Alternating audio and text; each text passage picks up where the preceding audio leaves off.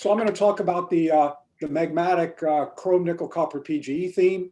You can see the people involved here: Michel Houlé at the GSC, who's also an adjunct; Ed Pattison, who's former INCO, also an adjunct, and their supervisor, co-supervisors on the project. Yujian Wang finished her PhD while Metal Earth was going and got a little bit of support on that. And then we've got some more recent graduate students. I'll be talking about these two here, McKevitt and Kuster's projects in more detail, and then just give you a couple slides on the Sudbury work. So as I mentioned, there are three sub-projects in here done by the various graduate students. So Dylan McKevitt is working on this project, which is in the Circum-Superior Belt up in the Cape Smith. Klaus Kuster is working on polymetallic Cr-Ni-Cu-PGE and basically throughout the Superior Province. And then the Sudbury students are working on the genesis and localization of nickel mineralization in the SIC. So here's Dylan's project with the supervisors and committee. This is our funding support. A lot of help from Raglan and Canadian royalties up in the subarctic Quebec, and some financial support from these other groups. So the main research problem is to understand the relationship between mineralized dikes that are down in the southern part of the eastern Cape Smith Belt, sills that are in the central eastern part, and invasive lava channels that occur up higher in the traditional Raglan trend. And some of the bodies, other than those at Raglan and Expo, are very poorly constrained in terms of their geometries and so forth. And so the idea is to understand better how these different parts of the system are related to each other. So this is a map taken from Saint-Onge and Lucas, modified a bit, showing the east central part of the Cape Smith Belt. So this is the main Raglan trend here with Katnick right there. The Donaldson Airport is over here someplace. There are two main groups, structural tectonostratigraphic groups, I guess is the best term. The Chukotat sequence, which grades upwards here from more olivine ferric to plagioclase ferric, and the Pavungnatuk group, which is most of these rocks down here. These are all komatitic basalts or derivatives of that. These are more tholiitic. Down here, there's some sediments in here that are thought now to be equivalent. They weren't in the original interpretation, which had way more thrust faults in here. And so this is the Expo trend down here, the Expo Angava deposit, and a lot of others down here, Mequillon and so forth. And then these are the various ones along the Raglan horizon here. So the stratigraphy is a little complicated here. This is now called the upper Beauparlant group, this unit up here. There's a lower Beauparlant group down here. I guess what's this one here, and a middle Beauparlant group here. And so I guess I've labeled those here for you. So you can see basically this underlies that material in here. That's a little bit of an antiform. This is a antiformal structure here, and then these are synforms and antiforms that spray out along here. So that's the stratigraphy. Oh, and the Raglan units, and now these have all been lumped together into what's called the Lac Esker suite, which includes gabbros and peridotite. So Dylan's done a lot of work, and I'm only going to report just a little bit of it here, what's shown in black here. So this is some of the geochemical data he's compiled. You can see that the Chukotat group here in the darker green defines an olivine control line on all these diagrams for an incompatible elements as well as for chrome. You can see that chromite is also being accumulated here with olivines. So we've accumulated olivines in these units and fractionated them here. And then the Beauparlant group, the Pavungnatuk basalts, in other words, define a trend that's oblique to that and represents fractionation of pyroxene and plagioclase. So that's pretty obvious. There's also some alkalic low degree partial melts here that I won't talk about. This shows then that those sills in all these blue sills in here, which were thought to be sills, but these gabbros basically have the same composition here, this field outlined in blue, as the basalts, and they're actually thought to be thick lava flows in some cases. The lower bar parlant is intermediate between the Chuckotat and the upper Beau Parlant, and the Chuckotat is the most depleted. Here's the mineralized units. So those were the barren basalts, and the Raglan units are in red, and the Expo units are in orange. And then there's some ferro-gabbroic rocks that are related to these that are up here. It doesn't really matter. We're not worried so much about those. All the mineralization is in these more magnesian units. Note that this goes to a much higher magnesium content. These are now olivine cumulates. So all this part of the trend is an extension of the one we saw before. And you can see a couple things on here that are obvious. The Raglan ones are more magnesian than the Expo, and they have, in some cases, different olivine to chrome ratios, reflected by chrome and magnesium contents. They have different thorium contents at the same MgO content. Raglan is more contaminated, as we'll see. Expo is less contaminated. And the nickel to copper ratios are different. Raglan ores and these rocks have higher nickel to copper ratios or lower copper to nickel ratios. This shows an extended incompatible element diagram for the two types of rocks. The Raglan trend here, as you can see, is enriched in thorium and light rare earths relative to heavy rare earths and middle rare earths. The Expo trend is much flatter, the Expo rocks, and less enriched in these most highly incompatible lithophile elements. So again, less contamination and less olivine. The presence of olivine pushes all these numbers down a bit, right? Because these are all still incompatible elements. This is Pierce's plot, similar to the one we just saw that had uranium in there. This is the mantle array with some reservoirs shown here. Here, the symbols rather than the fields are the lavas and sills, and over here, the symbols rather than the fields are the mineralized units, but they sort of flop back and forth. So now these symbols are shown outlined in gray, these symbols are outlined here. So that's how this plot works. We look at the lavas. This is the Chuckotat down here. They extend back down to almost Morb, not quite, and this is thought to be probably the uncontaminated composition, and that these are all then slightly contaminated up here. You can see that the Pavungatuk basalts, in fact, don't show any crustal contamination, but they do show enrichment and derivation probably by a little bit lower degrees of partial melting as well. And so both of those have an effect of driving things off in this direction. The gabbros, again, that are in the middle of these basalts plot in the same field. And then this is that intermediate lower Beau Parlant group. If we look now at the mineralized units, we can see Raglan is significantly more contaminated than Expo and basically represents an extension of the Chuckotat trend. So the parental magmas for Raglan are the Chuckotat mafic units, which has been understood for quite a long time. Some of these rocks are very contaminated, and there's even sediments that have been completely melted and recrystallized then to form rocks that look like gabbros, but in fact have all the geochemical characteristics of sediments, and those are called sedimentary xenomelts. Dylan's done a little bit of work on olivine. He's doing more, so this is very preliminary, so he's looking at minor elements in there, so we can see calcium, aluminum, and nickel.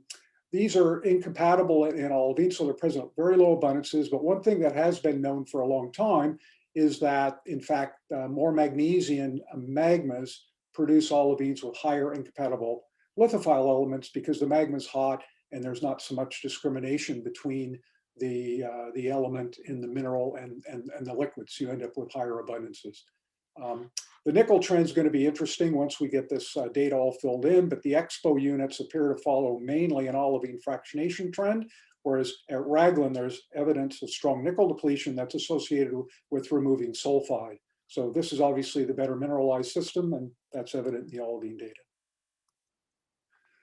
So there are two models for how these units are all related to each other. One, some very old work and a very recent paper have argued, in fact, that the Expo systems fed Raglan once you tilt and unerode things. And the problem is that can't explain for the fact that these are less magnesium. You can't have less magnesium things feeding more magnesium things, and it can't change the nickel to copper ratios the same way. So this doesn't work in any case.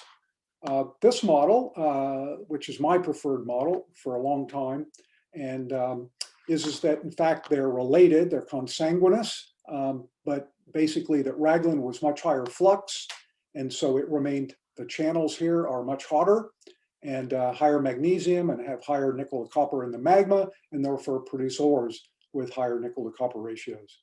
They're also more contaminated, but there's a decoupling of contamination and the ability to upgrade sulfide xenol melts and make ores, and that's discussed in this paper down here, and we think that's exactly what's happened in this case here. Expo, on the other hand, was less magnesium to start with, and the magma flux was less, and so it ended up with poorer quality ores and ones with higher copper to nickel ratios. So these are the preliminary conclusions. We think Chuckotat and Raglan and Expo came from depleted mantle, and that the Beauparlant Bélanger magmas were derived from variably enriched mantle with no AFC. Expo crystallized from less magnesium and cooler magmas with lower nickel to copper and were less contaminated, just the reverse for Raglan. And so they're related, but the Expo did not feed the Raglan part of the system. So this is the work that Dylan will be doing, mostly just final whole rock data that's already been submitted, and a bit more olivine chemistry to finish that off. Klaus's project is being supervised by me and Michel Houlé, with Pedro and Phil on the committee. Funding here comes from a broad range of different sources, and in particular support from Vale and ASMET Exploration and Noront in terms of providing access to samples and so forth. The research problem here is that in the Archean, at least, the magmatic nickel copper PGE and chrome PGE deposits are preferentially associated with komatiitic ultramafic rocks. There are a few odd deposits like Montcalm that are in basaltic rocks, but by and large, they're in the hottest rocks, which are the komatiites. However, the endowment, which is how this fits into the Metal Earth project very squarely, is very non-uniform. So in the Abitibi and Wawa, we've got lots of small and medium-sized nickel deposits, one really large low-grade deposit, but almost no chrome. Shabandoan has one thin chromite seam. The rest is just dead. There's no chromite. On the other hand, if we go up in the northern part of the Superior, Bird River, Uchi, Oxford, Stoll, Legrand, East Main super domain, which we're calling the Budgie domain down here, there's a world-class, in every sense of the word, chrome deposit, Black Thor, Blackbird system, numerous small chrome prospects, and one economic eagle's nest deposit, which is larger than any of the Abitibi ones, and certainly much more mineable once we get a road up there. On the other hand, if you go to Western Australia in the Norseman-Wiluna Belt, there's numerous nickel deposits, world-class, but negligible chrome mineralization. So we think this is a confluence of a high chrome magma, making these high chrome systems in here. I'll show you how that works in a second. High magma flux. We think it was higher in this area than it was in this area, and probably higher here than in here, and access to crustal sulfides and oxides.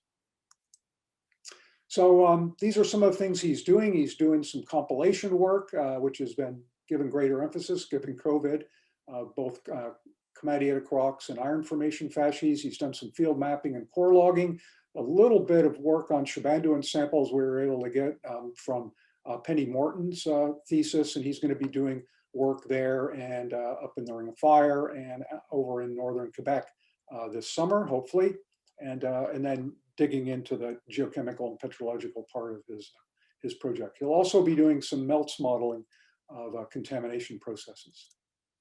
So I don't want to dwell on any of these things too much. I'll just sort of skim through this. These are some of these areas I've mentioned here. And so this is the Ring of Fire area here. So there's a lot more chrome up in this part of the world. Down here, a little bit at Shibandhuan and hardly any in the Abitibi. This is what some of the geochemical data compilation is. And I don't want to dig too deeply on this, except that a lot of these diagrams, like all the other ones that we see plotted up and kicked out by iogas, have nice, well-defined fields. Well, you know, the rocks aren't like that. They're absolutely, completely continuous. And you can see that in the data from all over the place, but also from the data within individual units. Here's Fred's flow, a differentiated komatiite unit, and it contains rocks that are olivine cumulates all the way through to gabbroic rocks. And they span this complete range, and that's produced within one unit. So we can obviously produce that on any scale we want. As far as chrome goes, this is a really important indicator. It indicates when magmas reach chromite saturation. And the Abitibi doesn't have, in fact, in the Superior, we haven't plotted all of the black Thor data, but most of those rocks would be up in this area up in here that are, have olivine and chromite in their cumulus assemblage. Most of the Abitibi rocks are mesocumulate rocks without any chromite in them. They've just accumulated olivine, and that's because they crystallized from chromite undersaturated magmas that then reach saturation later on, whereas the rocks that would form up here, Raglan would plot exclusively in this area, for example, had been saturated in chromite from the get-go. So, you know, a parental komatitic magma would start here and then fractionate, reach chromite saturation, and then fractionate and accumulate both olivine and chromite.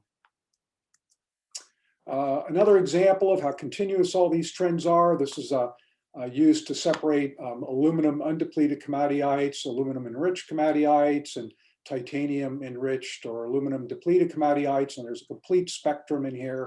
All these fields are totally arbitrary. They have nothing to do with mineralization, certainly in case of nickel, because we know nickel deposits form from all these magmas. What these changes represent is gradual changes in the amount or variations in the amount of garnet was in the source, the amount of garnet was left in the residue, and the degree of partial melting. And that accounts for all these variations along here. And then these variations in this scatter out here is just the more crustally contaminated rocks. Moving on to Shibandhuan. So he's been just compiling this. This is a really interesting area. There's basically ultramafic sills and flows in here. So these are the flows down here, E and F. The rest of these are interpreted to be sills. They occur along a stratigraphic boundary between two types of basaltic rocks. They're iron formations. In red are the more hematitic ones, and the black ones are more magnetite facies. The thicker units up here are differentiated from Hartsbergite to olivine gabbro, and the thinner units, C and D and F, are undifferentiated and are just layerzolite or something like that. Orthocumulus olivine, OPX and CPX, green schist facies assemblages, and the area has been much more deformed than is obvious on here. You can see some of the folding in these units. And it's particularly messed up here in the ore zones. This is a compilation that's been put together. These are the two mineralized units. This is something we're actually working on. Basically, this is where the nickel mineralization is in this unit, the chromite mineralization in this unit. They look like they're effectively the same unit. It's a differentiated unit, which is a little unusual for these Archean systems. Usually the donitic or massive peridotite units are the ones that have the mineralization. But that's the case here. So we're going to be filling in the details on this by looking at other samples and working on things like this. And then we'll be doing the same thing in the other areas that he'll be working on. This is what the rocks look like. They're locally very nice. Most of them are pretty ugly. So olivine plus liquid. Here's the olivines, now serpentinized, interstitial chlorite and amphibole, which would have been originally a magmatic liquid, the interstitial liquid. Here's some OPX in here, which is slightly later than the olivine. So these are basically OPX oikocrysts, and there's also some later clinopyroxene oikocrysts that are browner here in color. That's what they look like in cross polars, and you can see this is now all serpentine. So some of the rocks are quite nice. Geochemistry, same story here, olivine fractionation as we decrease MgO, although there are some that have a bit of sulfide in them. That's fine. This was mine. It was mined by Vale, or Inco rather, for 10, 15 years. In terms of chrome, these are all chrome saturated except for a few. So this is interesting. This means that the initial magma was chromite undersaturated, but that most of the rocks ended up crystallizing from a magma that was saturated in chromite. So it had fractionated a little bit.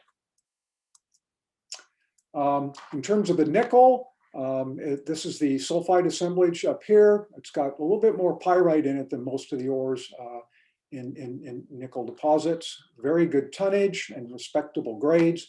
It has a lower nickel to copper ratio than expected, and it's on the upper margin of Unit A, which means that it's been tectonically mobilized. The chromite is basically 3 meters, and that's all there is, although it was quite extensive. It wasn't mined or anything.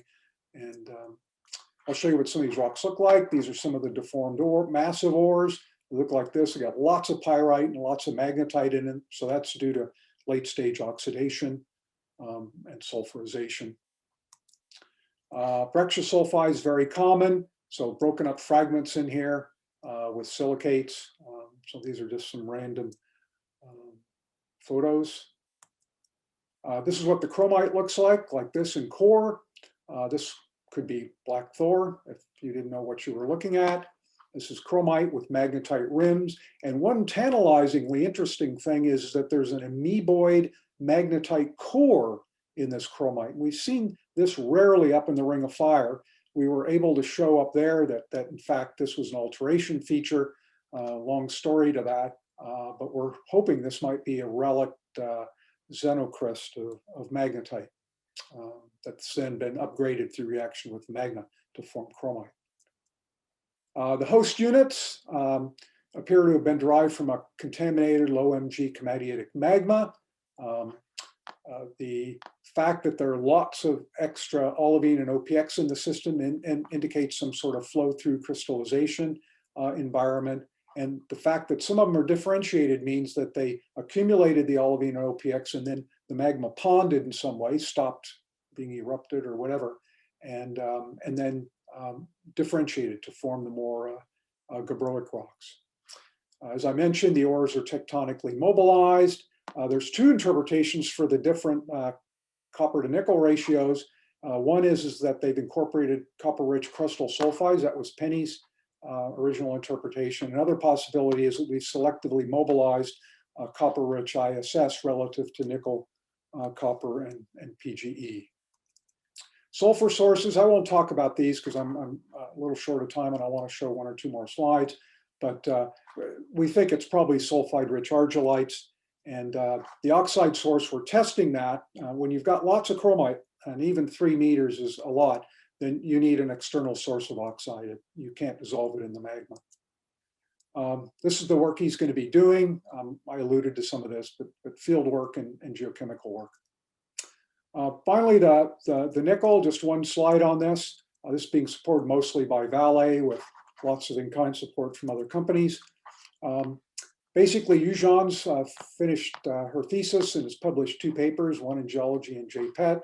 One is going to be submitted within the week to a special issue of Economic Geology honoring Tony Naldred. And then the rest of the gang here has been working on Sudbury projects. And I don't have time in this to talk about that, and they're not being supported completely by Metal Earth, but they're carrying on, doing a lot of work at Kreiderman, Sandra, and North Range Strat sections by Dustin, and Henning is working mainly on offsets. So thanks very much.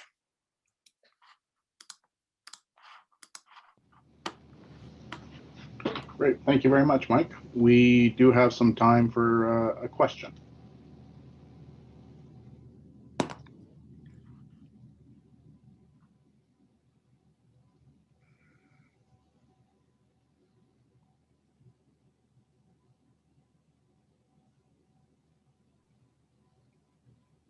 This is funny. I never get any questions.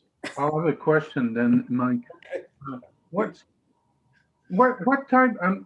What type of mantle do you need to form those type of nickel copper deposit? Do you need What do you need an enriched mantle? What do you need in terms of mantle? And what is you also showed different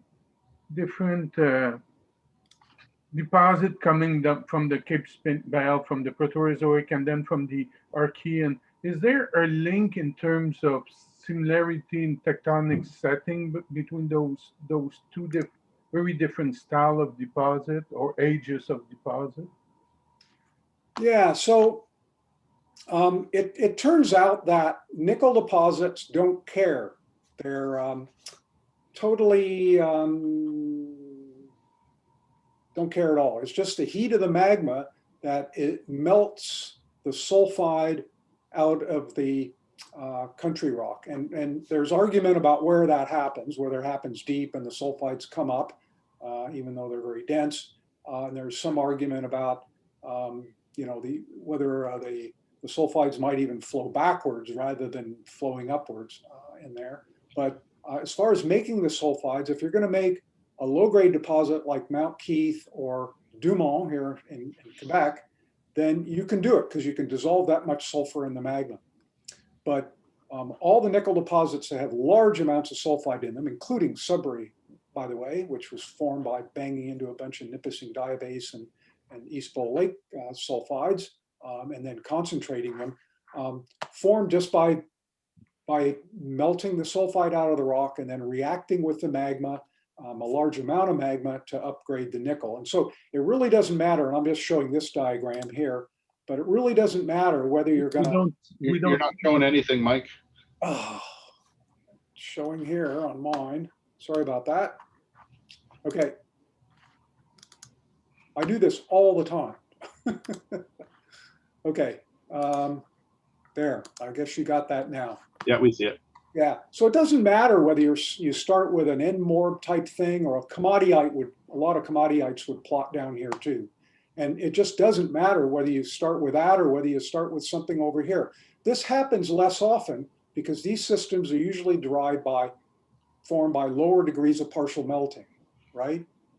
So, but in theory, if you could get a high enough magma flux, as you did at Norilsk, for example, or in any large igneous complex, if you have a large enough flux of magma, and if it can melt the sulfide, then it doesn't matter. So far, we've found nickel deposits in every type of rock from mafic to komatiitic. It can't be very easily, andesitic. It's usually got to be, a basalt in order to be fluid enough to flow rapidly enough to be able to thermomechanically erode the sulfur out of the country rock. But it doesn't really matter. You'll change the nickel-copper ratios, which aren't shown on here, but these sorts of magmas have higher copper to nickel ratios. These tend to have, lower nickel to copper, and these tend to have higher nickel to copper ratios. Komateites would be even higher nickel to copper. So it really doesn't matter. And even in terms of the komatiite, where you're varying the depth of the source and you've got different amounts of garnet in the mantle, that doesn't matter either. Okay, it doesn't matter, where in the mantle it comes from. All that matters is you need a high flux magma. What we don't know, and that's what Klaus is studying, is why we've got all this chrome in some places and not in others. Well, I was going to ask you that, Mike. Yeah, what's your north-south divide for the chrome? So one thing we thought is that the magmas that form those rocks are a lot more are saturated in chromite, right? There's hardly any of these kind of cumulates down here. And so they formed up here. Well, that's got significantly higher chrome contents, as much as twice as much as some of these other types, komatiitic basalts and high MgO komateites. So that's one thing. And that's why he's doing their regional compilation. The other thing is we thought, I'll go back up to his thing here, is that, and we don't know yet, but we were thinking, well, maybe it's because we've got more oxide facies iron formation up in this area. And that's because when we go into the Ring of Fire, and that's the work we've been doing for the past 5 or 8 years with Noront and cliffs before them, is there's lots of oxide facies iron formations, magnetite basically, inclusions in the ores and in the feeder systems for for the ring of fire. And we thought, well, maybe that's because there's more oxide here. And the oxide has been upgraded the same way that sulfide gets upgraded in nickel deposits. And we have a model for that. We published it in Geology. Everything works perfectly. There's one little rub that James Renan has pointed out, but I think he's got a problem with his model too. So we've debated that in a GSC report that came out a few months ago. If you want to check that out. All right. Thank you very much. Hi, John Mike. here. Can you go back to your Raglan slide, the Model 1, Model 2? Yep. So you mentioned there was some geochron that Dylan had done. Is there any way of constraining the models based on that? If I understand correctly, Bleecker had this as some sort of thrust repetition, but I don't think that is really fitting into Model 2. Like the sediments in those packages, can geochron help resolve that? No, they're all the same age within errors. I mean, basically what we showed is that all of this stuff is basically of the same age. So this and that, the pink and all the pink and dark blue stuff are all the same age. And we've shown now pretty well that these gabbros are the same as these basalts, right? And we've removed all the thrusts. We'd done that earlier. There's never been a thrust contact here, but basically Mark St. Onge and Steve Lucas, who did an amazing job mapping, living out of a pup tent up here, had a model, and their model had thrust between all these packages. And we've shown that it's only here that there's a major thrust. And Valter's work backs that up. All right. Thanks, Mike. I think we're going to have to move on. There are a few questions there for you in the chat room.